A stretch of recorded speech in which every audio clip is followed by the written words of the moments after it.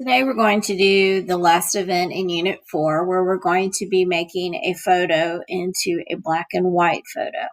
So first of all, you can go to Lessons 4.05 to get to the Google Draw. You can click just right on the link and it takes you directly to Google Draw. If you'd like, you also can click on the tab, add a new tab, and put in Google Draw. And then it brings up Google Draw right here. And then you have access to the Google Draw. You can then hit Insert, and you go to Image, and you scroll over to Drive. And when your drive comes up, it should bring up your recent photos that you've taken.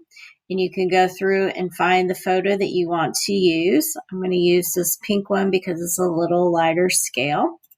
So you click on it, and then you click on Insert. Now you can move it over to make it more centered. And then you click on the picture, go to Format, go down to Format Options. This opens over on the right. You go down to Recolor, click on Recolor. Right now it's no recolor. Then you would go down to the grayscale, which is this one right here. And then it turns it to grayscale.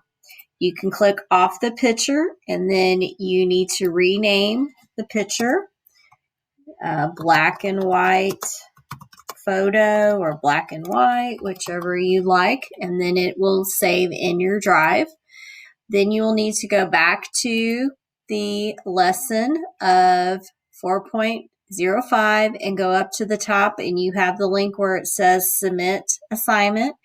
You will submit the assignment by putting it in from your drive into the course of the reply and including the link, and then answering the questions. Do you like one version of your picture better than the other? Comparing the color to the black and white.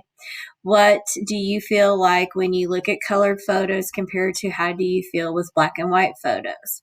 Make sure you respond to 2 other students in their post to complete this assignment.